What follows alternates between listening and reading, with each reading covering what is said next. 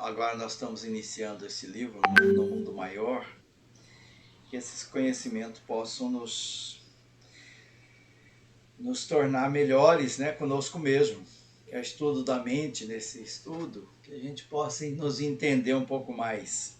É um grande desafio a gente entender o que passa dentro da gente. As encrencas que a gente carrega de outras vidas, dessa mesma, né, que a gente possa encontrar a paz interior, o equilíbrio necessário, que a gente possa receber esses ensinamentos para nós. Que quando diz que quando a gente modifica o nosso mundo interior, nós estamos também modificando o mundo exterior, né? Contribuindo de alguma forma para essa mudança. Que Deus abençoe os nossos propósitos, que a nossa vontade seja firme nesse estudo. Graças a Deus. Que assim seja. Na semana passada, nós iniciamos o Mundo Maior. Estava a dona Lalinha e eu, né? Mas nós só começamos ele assim, né? Falamos do prefácio. E aqui eu coloquei a coleção dos 13 livros de André Luiz, que o nome da coleção é A Vida no Mundo Maior, no Mundo Espiritual, né? Só para a gente ter uma ideia do que nós já vimos até hoje. Nós estamos no 5º livro, nós vimos o Nosso Lar, os Mensageiros, Missionários da Luz, agora por último os Obreiros da Vida Eterna, e hoje nós começamos, né, no Mundo Maior. E ainda temos pela frente mais alguns livros. Mais 8 livros pela frente, né? Libertação, Entre a Terra e o Céu, por aí vai. Bom, esse é o índice também desse livro, né? Começa com Na Jornada Evolutiva, que é o prefácio do livro, um prefácio feito pelo Emmanuel.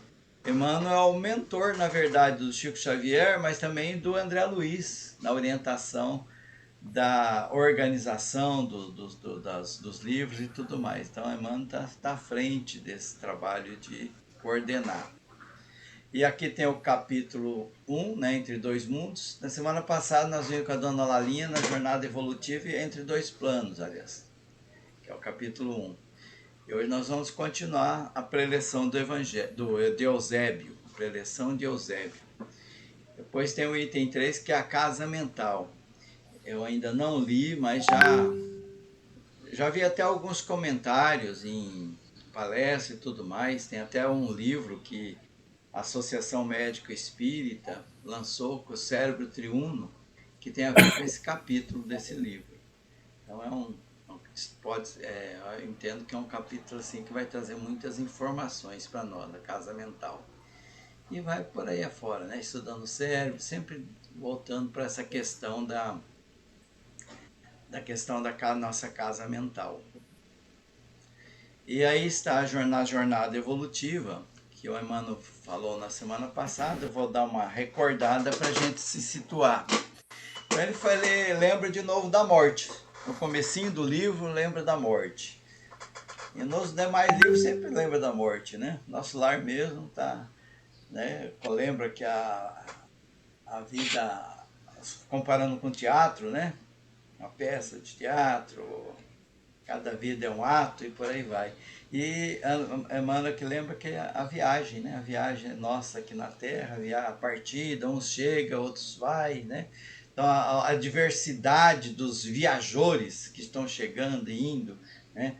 Cada um de nós temos um mundo dentro de nós, experiências de reencarnações. E como nós já vimos em estudos anteriores, a maioria de nós parte sem a completude planejada. Nós planejamos uma vida aqui na Terra e nem sempre, ou aliás, nem sempre não, mas a maioria de nós não cumprimos. Não chegamos lá completos. Mas sempre avançamos um pouco. Toda encarnação é um avanço. É que às vezes a gente está no plano espiritual e a gente faz compromissos que a gente não dá conta de caminhar, né? Fala, não, pode deixar que esse negócio da inveja eu vou vencer. Dessa vez eu vou, né? Ou então do ciúme, ou do ódio, do ressentimento. É esse o nosso compromisso de vencer a nós mesmos. E chegamos aqui e acaba que os chamamentos da matéria e tudo mais nos levam por outros caminhos e a gente chega lá meio decepcionado conosco mesmo, né? Fala, poxa vida, né? Não consegui. Mas Deus é bom, Deus é justo e nos oferece sempre novas oportunidades. Então, nessa diversidade viajores quer dizer cada um na sua sintonia mental, cada um no seu nível evolutivo e um ajudando o outro nesse caminhar aqui rumo à plenitude. E Emmanuel lembra também, né, a diversidade de dogmas e ritos que a gente tem nas nossas diversas religiões aqui também, né, e acreditamos muitas vezes que esses dogmas vai nos levar ao paraíso, né, alguns rituais. Ele lembra que o compromisso é dentro de nós. Todos somos filhos de Deus, todos estamos nesse caminhar, nesse crescimento, nessa busca. E cada encarnação é uma oportunidade para a gente avançar um pouco mais rumo à nossa própria felicidade. Então, ele insiste, né, que essa questão de dogmas e rito não tem muito a ver com o reino de Deus. Pode ser um caminhar, né? Às vezes a pessoa, para fazer uma oração, precisa ter uma imagenzinha, uma santinha, alguma coisa. Ela se fixa melhor, é uma ajuda. Tudo é bom, né? Tudo está certo. Tudo dentro das suas escalas está certo. Então, alguns de nós precisam de alguns adereços para poder caminhar. Mas ele insiste que o reino de Deus não vem com essas aparências externas. Mais importante é o interior de nós mesmos, é esse vencer a nós mesmos. E cada um de nós, nesse caminhar, ele fala, eu uso essa metáfora, né? Cada lavrador respira o ar do campo que escolheu. Então a gente não pode acusar, né, de injustiça, eu não mereço isso, tal, não, eu escolhi. Cada um de nós, cada lavrador respira o ar do campo que escolheu. Então esse foi o resumo, né, do prefácio de Emmanuel, que nós vimos na semana passada. Alguém quer fazer algum comentário? Vamos lembrar o capítulo 1. Ok, vamos lá. Então, o capítulo 1 é entre dois planos, também comentamos. Aqui ele faz uma descrição dos principais personagens dessa caminhada, né? Calderaro, né, que ele tem uma psiquiatria iluminada, ele é um espírito assim de escola, né, que ele está ali para administrar os trabalhadores. Eusébio é aquele que está no campo mesmo, trabalhando junto com a equipe que o André Luiz agora vai fazer parte, que ele solicitou para poder compor, né? E ele já começa com a preparação de 1.200 espíritos para atuar, né, como trabalhadores. E esses espíritos, 80% deles são encarnados, aqueles que saíram do corpo físico e foram para lá. E até André Luiz questiona, né? Poxa vida, olha, tanta gente, né? Tantos espíritos trabalhando e sendo auxiliado para se iluminar, para trabalhar. Se eu tivesse tido uma oportunidade quando eu estava na Terra, né? Seria tudo diferente. E daí Calderar lembra, né, que não, a questão não é imposta. Cada um escolhe. Que as 1.200 vai vir por escolhas. Sentiram afinizado com aquele trabalho, com aquela aula que eles iam receber e foram para ali. Né? Então, não é imposto. Toda evolução, todo avanço, toda conquista nesses campos do conhecimento, ele é resultado de tempo, de esforço e de evolução. Né? Envolve tempo, quer dizer. Então, não é por acaso, né? O acaso não existe, ele não opera prodígios. Então, a gente tem todos, né? Temos esse caminhar, planejar o que nós vamos fazer, nos organizar, atacar aquela meta que eu estabeleci para mim mesmo, aqueles objetivos, e pôr a termo, né? Trabalhar em cima disso aí. Então, aí no finalzinho da questão também, né, nós tem uma prece, né, que nós até lemos ela integralmente na semana passada, que é feito pelo Calderaro, né, e eu coloquei aqui, depois podem até consultar melhor, né. E aí então termina o capítulo 1. E agora nós vamos no capítulo 2, a preleção de Eusébio. Esse é o capítulo da manhã. Volta a repetir. Alguém quer fazer algum comentário até aqui? Como é que estamos? Sem comentários. Sem comentários. Sem comentários. Hoje o meu desafio, eu coloquei até algumas questõezinhas aqui, é desafiar todos nós a falar um pouco. Inclusive eu estava conversando com a dona, com a dona Lalinha, e até teve um dia que a Shirley também estava junto para a gente repartir um pouco esses estudos aqui, né? Aí, quando nós fomos para entrar no estudo do livro Mundo Maior, até ouviu assim, eu falava, será que a gente pode colocar 2 livros, né? De repente uma meia horinha, um, outro e outro, para poder com livros complementares. Shirley até participou, a dona Linha também, da segunda-feira, daquele estudo do livro de Joana de Ângelos, que tem muito a ver com esse estudo nosso aqui da mente, o corpo, o homem integral, né? O homem integral. Mas vamos lá, capítulo 2, a preleção de Eusébio. Então aqui ele vai fazer aquela preleção para os trabalhadores. É interessante ele falar em trabalhadores encarnados e desencarnados. De 1.200, 80% eram encarnados, né? Então, muitos dos que estão aqui encarnados vão para o plano espiritual para receber orientações para desenvolver o trabalho nessa área, né? Então ele passa ali os ensinamentos sobre como funciona a mente, o cérebro, né? A evolução da alma, os desafios que a humanidade tem perante as sombras, né? E por aí vai. Então, era tudo assim muito tranquilo, né? A preleção, 1.200 espíritos ali que estavam entre eles, dialogando. Na hora que chega ali o preletor, e todos eles silenciam. Calderaro também vai falar um pouco, né? E todos ficam atentos. A hora que chega o Calderaro, todos silenciam, sente aquela vibração diferente, aquela energia que ele traz. Então eles estão num campo assim, libertos do sono, muitos daqueles espíritos ali, né?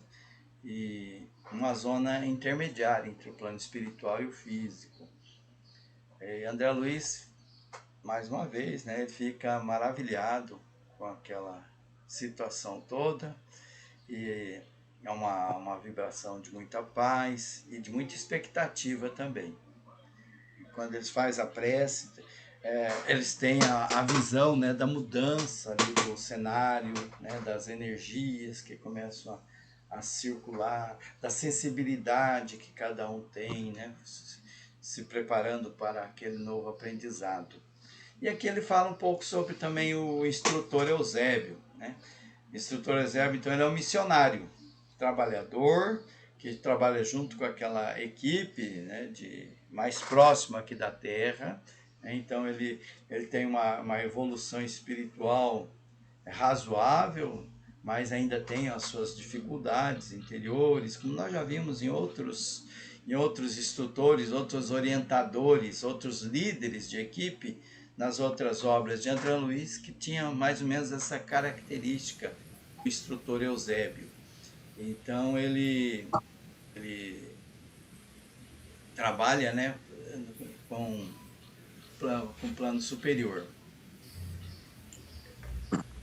Pessoal, eu dei uma errada aqui. O Eusébio é o que está acima. Ele não vai trabalhar diretamente com o pessoal. Quem vai trabalhar é o Calderaro.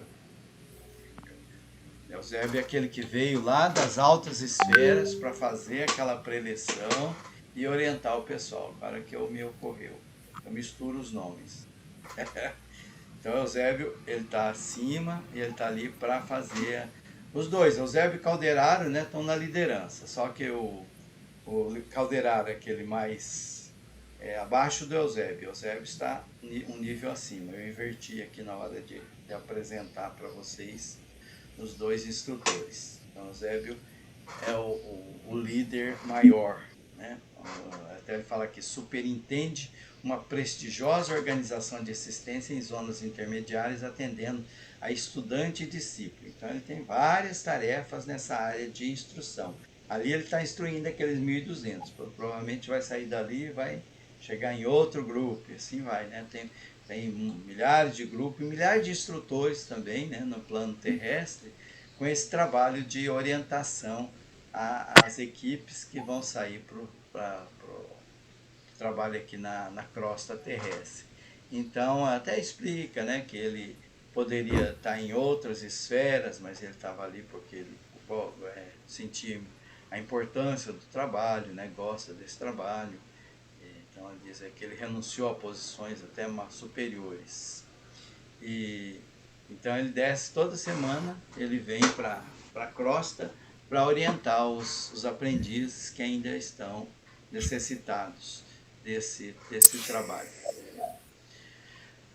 Então, só lembrando, né, ali ele estava na presença de 1.200 pessoas, desencarnados e encarnados, 80 eram espíritos encarnados que durante o sono estavam ali para receber essas orientações, né, na mente, através da preleção ali. E então aqui eles lembram que quando a gente acorda, não lembra das coisas que aconteceu no mundo espiritual, das nossas viagens astrais, né? Alguns de nós vão, né, para a cata, né, de boas orientações, e outros nem tanto. Então aquilo que nós lembramos ali, né, as afinidades, nós sentimos atraídos. Odilon, só uma pausa.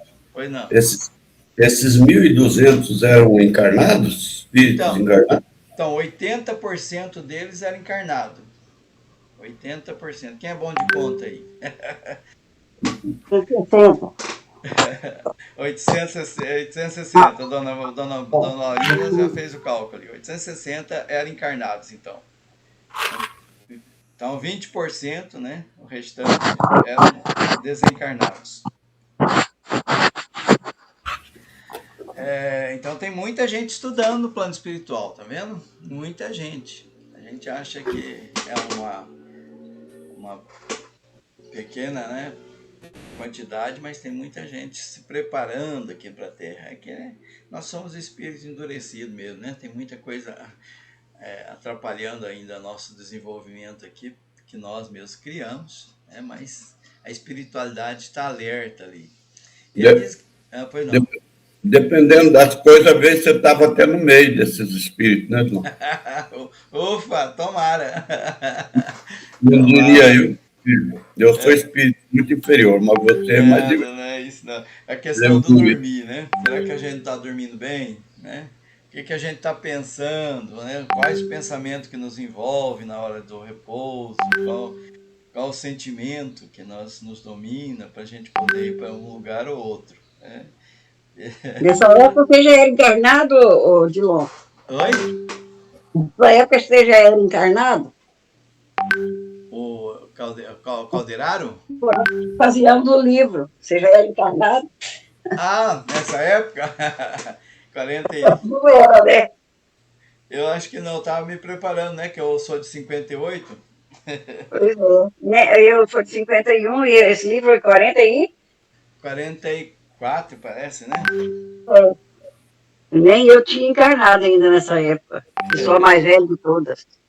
Então, era uma época que surgiu o livro, a gente ainda estava se preparando, né? Possivelmente, para reencarnar. Preparando para vir para cá. Então, eu lembro que a gente não recorda, né, das coisas, né? A lembrança, a gente tem uma intuição, assim, do que vivemos, né? A gente sente, talvez, aquela paz interior, aquela vontade de fazer de algumas coisas boas, né? Alguns com a vontade um pouco maior, falavam, vou mudar o mundo, transformar e tudo mais, né?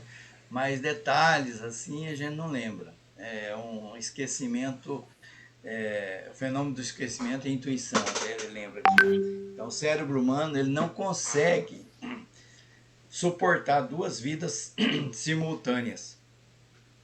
Então a limitação ela é física, ela é fisiológica, biológica.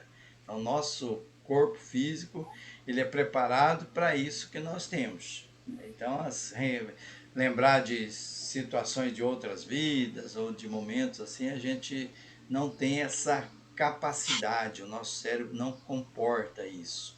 Então ele é uma proteção até. Se a gente talvez recordasse, poderia ter problemas nessa área mental. Então, ele diz aqui que atua como proteção fisiológica. Mas essa experiência, esses conhecimentos que nós recebemos, essas informações, orientações no plano espirituais, ela permanece aqui no fundo do ser como intuição.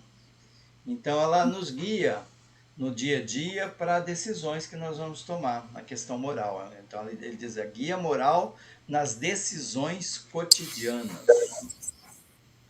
E a intuição, então, se a gente mantém esse pensamento, nós vamos sendo sempre alimentados, né, pela presença de bons espíritos, dos nossos anjos guardiões, para que continuamente a gente está recebendo orientações e é como, né, um toquezinho, né, do que nós já recebemos no plano espiritual, coletivamente. Então individualmente nós temos aqueles espíritos que estão ali sempre nos orientando, né, nas lutas materiais. Então quando a gente recebe um desafio, uma coisa, vem a orientaçãozinha, olha, age assim, se comporte assim, não se desespere, tenha calma, serenidade, né, não se deixe levar pela preocupação excessiva, né? Olha aí, ajuda esse fulano aí que está precisando, você pode fazer alguma coisa por ele, acolhe. Então, todos esses pensamentos que vêm no nosso dia a dia, quando a gente está bem apoiado, quando a gente teve uma noite de sono boa. Tem aqueles também que já são orientados para o contrário, né? Tem também, né? A, a, a organização criminal, né, criminosa no plano espiritual, é uma organização também, como nós já vimos em outros livros, né? Também tem. Então, de acordo com a afinidade de cada um, é aquilo que nós vamos receber e trabalhar no nosso dia a dia. Então, nós somos viajantes, né, do tempo. E ele faz aqui um panorama assim não muito legal para a gente, né? Diz que nós já percorremos, né? E se a gente vê a história realmente é isso, né? Nós já atrapalhamos muito o nosso próprio desenvolvimento, a nossa terra, né? E ele diz que nós pássaros de asas partidas, que nós estamos querendo, né? Ir para a liberdade, para a paz, mas ainda hoje ainda nós estamos na prática mais do mal do que do bem. Nossas paixões ainda nos domina.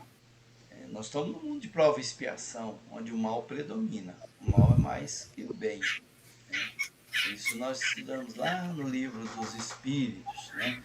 Que os nossos mentores lá disseram. O nosso mundo ainda não avançou para ter o predomínio do bem. Ainda predomina aqui o mal. E se a gente for olhar, né, de forma coletiva, por exemplo, as guerras, as situações que envolvem, são muito tristes. E se for olhar individualmente, né, as questões também familiares e de perseguições, morte e todo tipo de ocorrência que a gente vê, né, nos noticiários também, né, nós ainda nos comprazemos com as coisas ruins, né? E ele lembra aqui, né, que nós estamos nessa luta, né? O mal, né, ou a ausência do bem, né, que o mal não existe, como ele é uma ausência da luz, como diz, né, faz a comparação. E nós somos convidados a raciocinar, a agir pela razão, né? Aquela razão que nos guia para a prática de coisas melhor, né? Então, nós vencer essa questão dos morticínios e tudo mais. Mas ele lembra que hoje, já passaram tantos anos desde a vinda de Jesus Cristo, nos orientando de forma assim tão clara sobre como caminhar aqui na Terra, e a gente assumiu que de Jesus trouxe o Evangelho, e esse Evangelho nos serve, é a lei de Deus, né? A maioria de nós nos dizemos cristãos, mas hoje, quase 20 séculos, ainda a gente vai para a guerra, né? Provavelmente ela está lembrando das cruzadas, né? O padre ia lá, benzia a baioneta, né? A metralhadora, como se Deus, né, estivesse apoiando, dando suporte para a guerra, né? Benzemos baionetas e canhões, metralhadores e tanques de assalto, em nome do Pai. Você vê que coisa absurda? E se a gente for pegar, tem muitas situações que ainda hoje nós fazemos isso, né? Nós oramos em favor da morte de alguém, né? Aquele que não pensa igual a gente de repente está lá nas igrejas, né? Louvando a Deus e pedindo para que Ele puna ou destrua o nosso irmão. Quando Jesus falou em perdão aos inimigos, né? Fazer o bem àquele que te faz mal, e nós ainda estamos fugindo, né? Desse convite, esquecendo que Jesus lembrou que Deus age sobre justos e injustos, né? E aí então ele convida aqui, ó, não cobicem o repouso das mãos e dos pés, quer dizer, trabalhem. Quando ele fala isso, trabalhar mesmo, né? Ele faz uma comparação com o trabalho físico, mas é aquele trabalho espiritual de mudança interior que a gente precisa perseguir. Então a gente às vezes quer paz, mas a nossa paz interior fica de lado. A gente está sempre trabalhando o interior para a guerra, aquela guerra interna, guerra dentro da família, no trabalho e por aí vai. Guerra dos pensamentos, né, em desalinho. Então ela faz uma frase aqui, ó, abandone a ilusão, antes que a ilusão abandone vocês. Abandone a ilusão. A ilusão é uma coisa boa, né? A ilusão quer dizer que nós estávamos, quando a gente descobre que tá iludido, né? Quer dizer que a gente estava no caminho errado, né? Quando a gente descobre. É uma coisa boa a gente saber. Então vamos abandonar essa ilusão, né? Descobrir a ilusão é uma coisa boa. Mas a gente fica às vezes presa a ela, né? Acreditando, como foi dito lá no início do prefácio, né, em ritos, né, se apegando demais nessas coisas. Então, a gente nós, principalmente os espíritas, mas a maioria das religiões acredita na imortalidade da alma, cada um do seu jeito. Ele diz que não basta crer, não basta aceitar que nós somos imortais. É preciso que nós nos iluminemos, que nós sejamos luz. E essa iluminação é uma pergunta, né? Como é que a gente consegue essa autoiluminação, né? Como que a gente consegue? É uma pergunta que deixa aqui, né? A porta divina não se abre a espíritos que não se divinizaram pelo trabalho incessante de cooperação com o Pai Altíssimo. Olha o caminho aqui. A gente trabalhar em cooperação com Deus. O que é isso? É cumprir a sua lei. É cumprir a sua lei. E como é que faz isso? Qual que é a missão do espiritualismo nesses tempos tão confusos que nós estamos vivendo? De que forma que nós vamos alcançar essa autoiluminação? Aí ele diz assim, não busquem os milagres, o maravilhoso, aquele prodígios, né? Esses milagres, eles são viciantes. A gente quer a coisa fácil, né? Que se resolva com estalo, com a varinha mágica. É trabalho, né?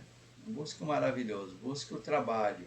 É ali que não fuja dos desafios, né? A gente costuma fugir, né, dos desafios que nos apresenta, lamenta e tal, e dá um jeitinho de escapar.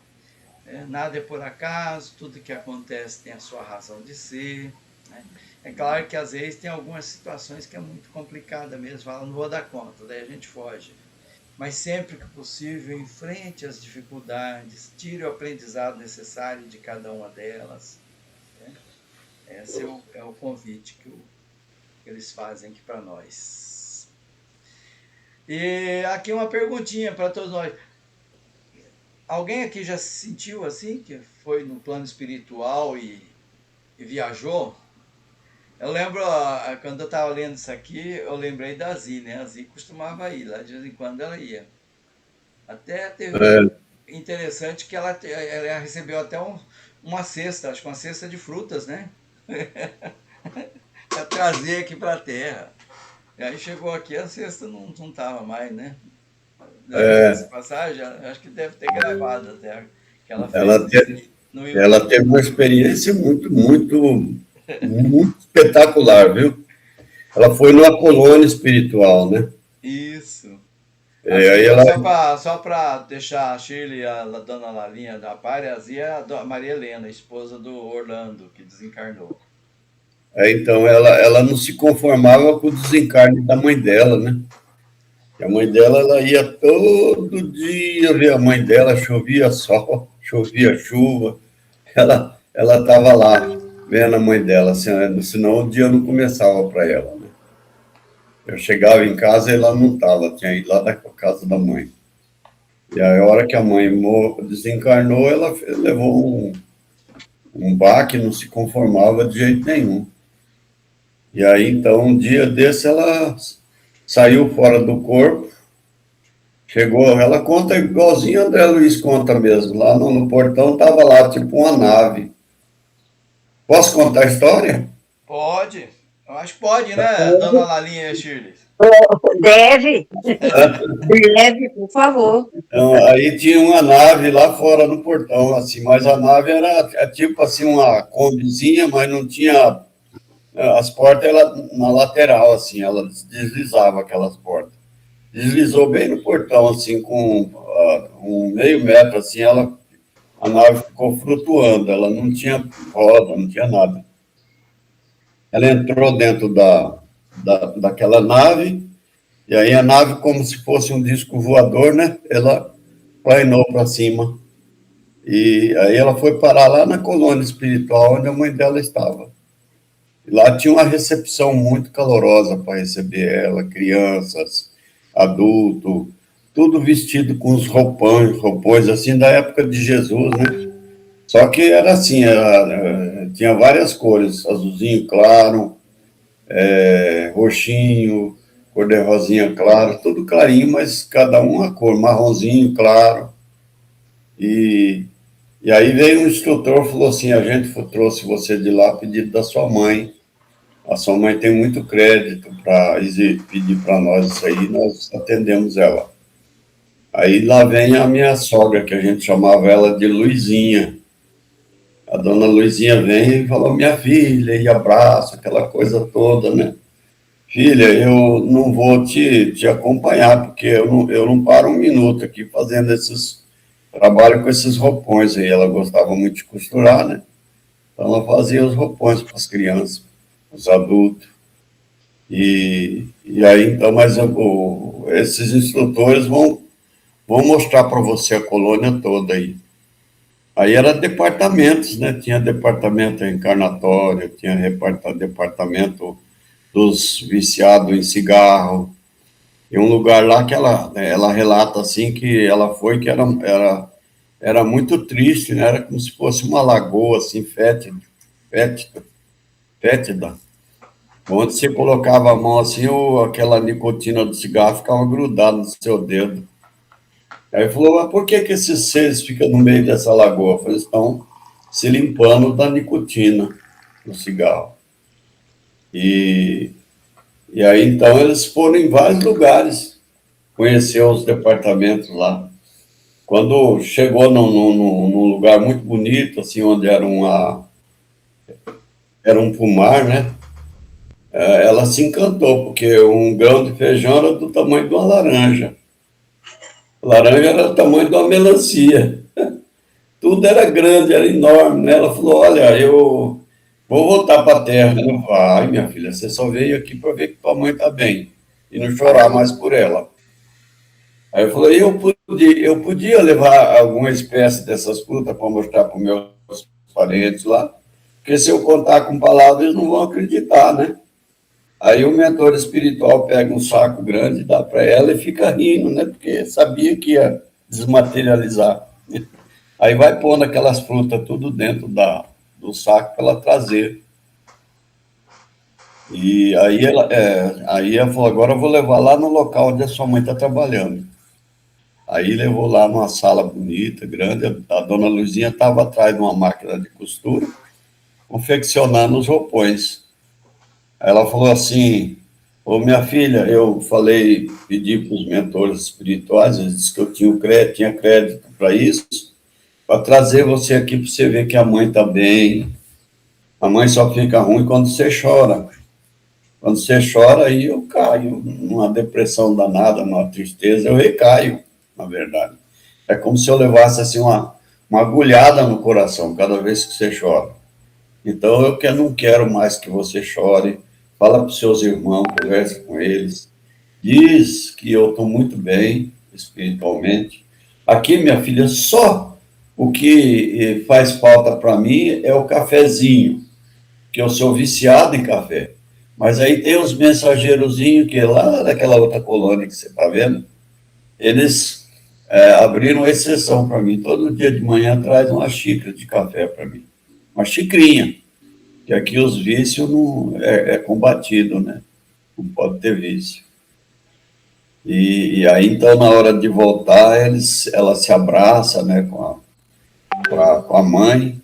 Fala, mãe, eu não vou ficar aqui, mãe. Aí a dona Luizinha pega no ombro dela, chacoalha, ela fala, não, senhora, a senhora tem que voltar, a senhora tem filho, a senhora tem marido, a senhora tem casa, tem seus irmãos, e a senhora vai. Tinha um cunhado meu que fumava muito, né? Fala pro seu Orlando, o Elcio gosta muito dele, né? Fala para ele ir lá contar como é que é a vida aqui de um fumante, como é que sofre. Então ele vai lá e orienta o meu filho lá para mim, fazendo favor.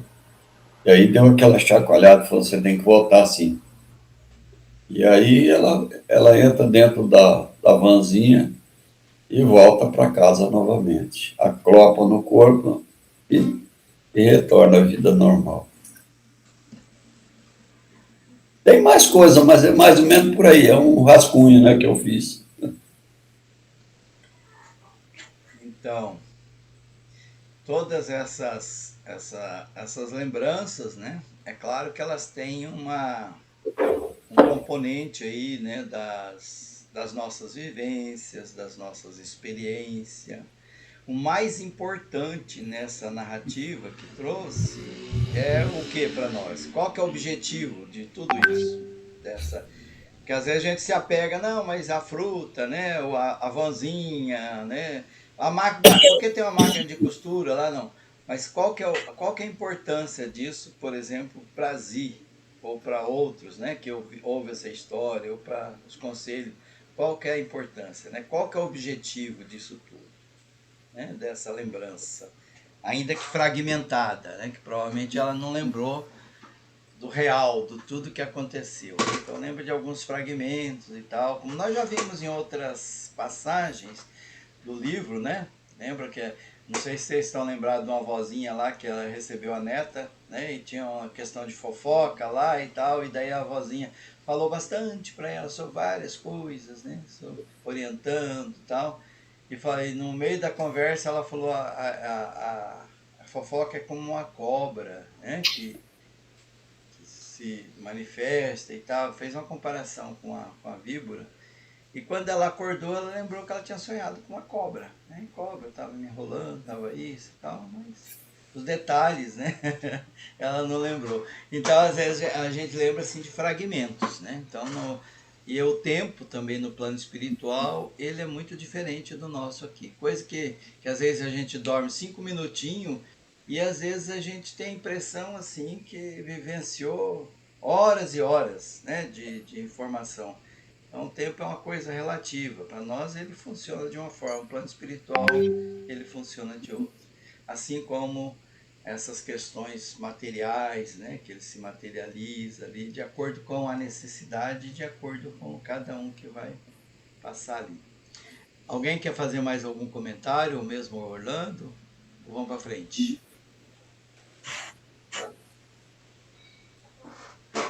Então, aí, quanto a iluminação nossa, né, é a nossa reforma moral. Isso, Não tem outra, não tem outra seta, né? É essa. é essa. Tem que melhorar, melhorar, melhorar e melhorar. Em tudo. É. Não- a vida pede isso de nós. A gente só se ilumina fazendo bem, ajudando o próximo, cumprindo com nossas obrigações, não falando não para as coisas divinas de Deus. Por exemplo, o Dilon está fazendo essa live, que coisa bonita, né?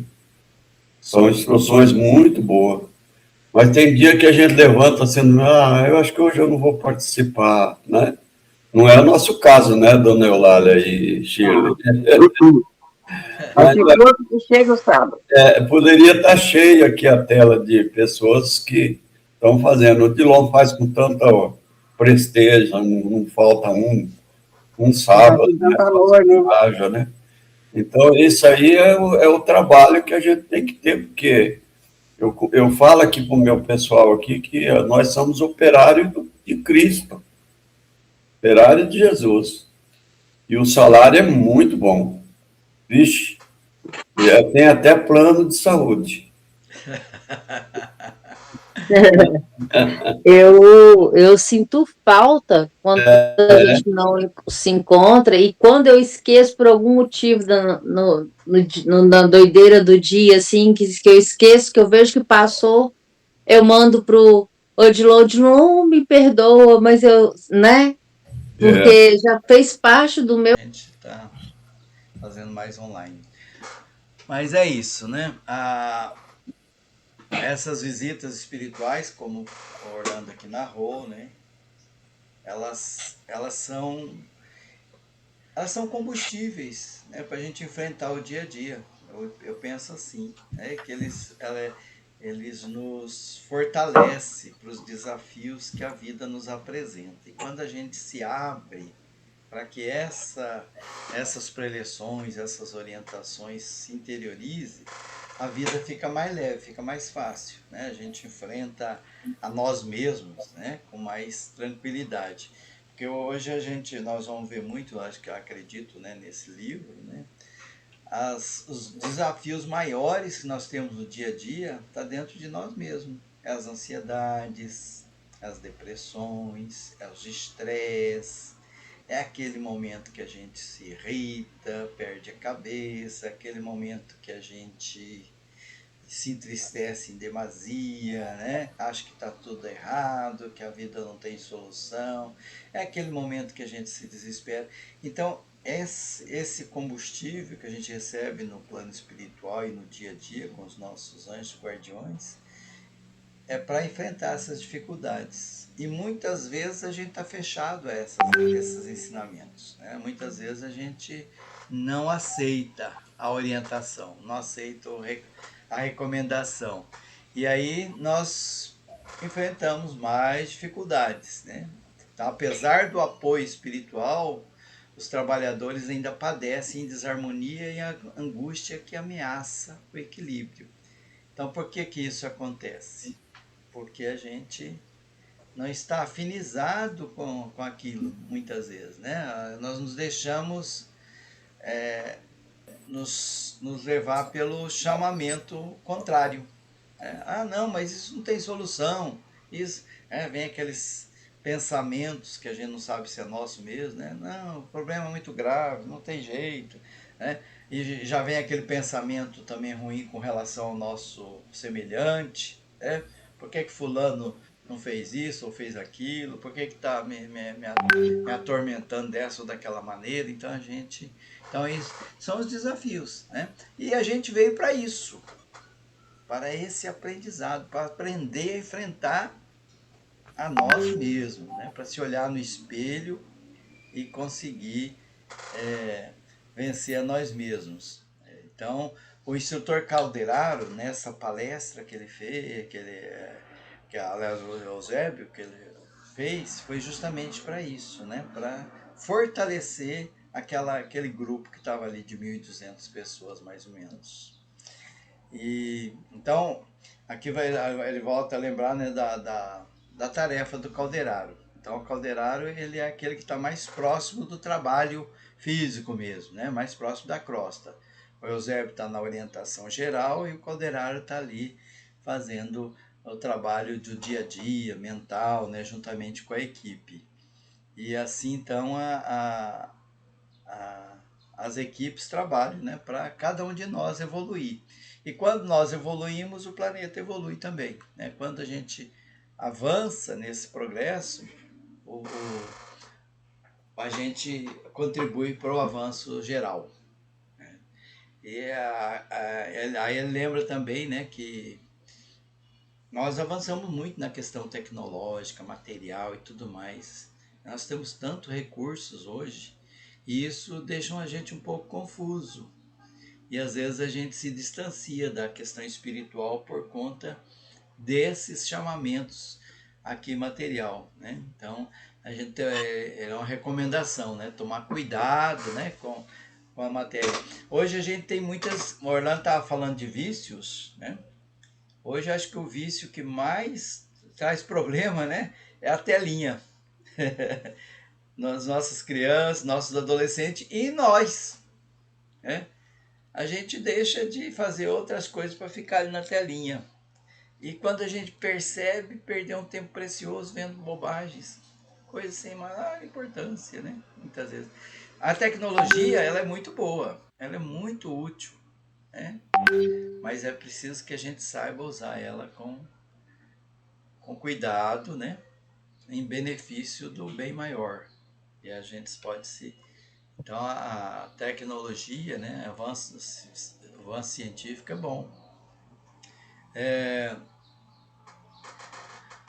Eu coloquei essa frasinha aqui que eu achei engraçada, né? Não sei se vocês já assistiram o Alto da Compadecida. Ontem eu estava assistindo o Alto da Compadecida 2, né? O João Grilo. Alguém deu uma de filósofo lá, né? Porque na Alta Compadecida 1 ele morre, né? E o demônio, o capeta, quer levar ele para o inferno, daí a Nossa Senhora interfere, né? Fala com Jesus, tem toda aquela coisa engraçada ali, né? E ele acaba retornando. E nesse filme 2, ele retorna e as pessoas lá da cidade dele acham que ele é porque ele voltou da morte, né? Então adora ele, né? E consulta ele, né? Em questões filosóficas da vida e tudo mais. E numa deles, ele conselhou, porque João Grilo, eu tenho muito medo da morte, né? Como é que eu faço para resolver esse problema da morte? Ele fala, ó, estando vivo, sua morte não existe ainda, né? Então você está vivo. Por que você está com medo da morte? A morte não existe para você, você está vivo. E quando ela vier, você não estará mais vivo, então não vai se preocupar mesmo, né? Então é uma piadinha que ele faz que eu achei engraçado a passagem, né? Ele tem muitas dessas tiradas, assim. Então, Eu assisti só um, ele é muito descontraído, aquele filme, a gente ri que rola, né? Aquele filme eu assisti só um ainda. Então, saiu Ele 2 tá agora. passando muito tarde, ele tá passando tarde. E aí eu não vou ficar acordada até aquele horário. Mas o um eu já assisti demais, ele é muito descontrai a gente fica... Descontrai, Ele desliga, é muito engraçadinho. Então, nessa questão da morte, você está vivo. A morte não existe. Por que você está com medo de uma coisa que não existe ainda? Né? Morreu, você não tem mais razão para se preocupar, porque já veio, você não vai mais ter ela. Então é um trocadilho que ele faz assim, né? Então, era essa as questões, né, que eu queria colocar para essa manhã. E nosso tempo até já está bem. Deixa eu ver aqui. Ele já avisou agora, pô, falta 4 minutinhos. Dá um tempinho para a gente fazer a oração e de repente fazer algum comentário mais, se alguém quiser fazer. Está no finalzinho já do nosso tempo. Aí na semana que vem nós vamos ver o capítulo 3, né, sobre a mente. E eu vou colocar no grupo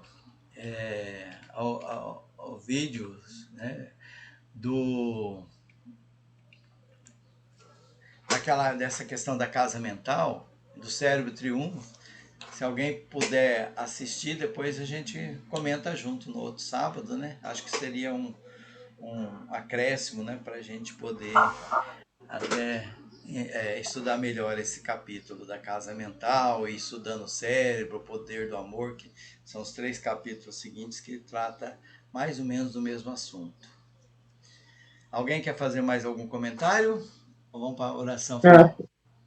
Só para confirmar que então já é para ler já a casa mental para a gente chegar com comentários para discutir, Isso, né? ótimo. Lê isso, pode. Ok. Se quiser também eu posso colocar o livro no grupo também, né? O livro em PDF.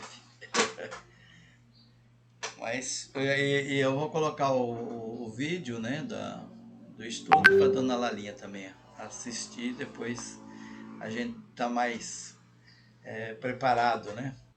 Você vê que hoje até eu dei uma errada, né? Troquei o Eusébio pelo Calderaro. Coisa comum, não preocupa não. Troquei de lugar, promovi um e rebaixei o outro. Alguém quer fazer a oração final para nós?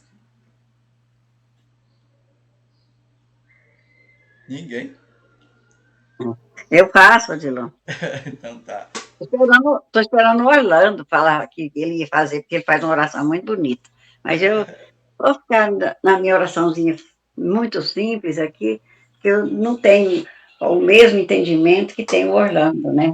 Nós dois somos praticamente da mesma idade, mas ele teve mais oportunidade de estudar do que eu. A minha oportunidade foi bem mais pouca. Mas isso aí não é problema, né? Cada um faz o que dá conta. Mas vamos lá. Vamos continuar com o nosso pensamento elevado ao nosso Pai que está no céu. Agradecer a Deus, agradecer a Jesus por esse momento maravilhoso que nós passamos aqui reunidos, nesse aprendizado que nos está mostrando coisas que a gente às vezes já sabe, mas às vezes esquece. Está nos relembrando as nossas atividades aqui na Terra, como devemos agir e como devemos participar com as pessoas. E pedimos a Jesus que continue sempre abençoando as nossas famílias, nossos parentes, amigos, e a família de cada um de nós que estamos aqui online nesse momento, como do Orlando, do Odilon, da Chile e a minha família. Que Deus abençoe nós todos, que no próximo sábado nós possamos estar todos aqui reunidos com muito amor, muita força e muita luz. Que assim seja. Que assim seja. Que assim seja.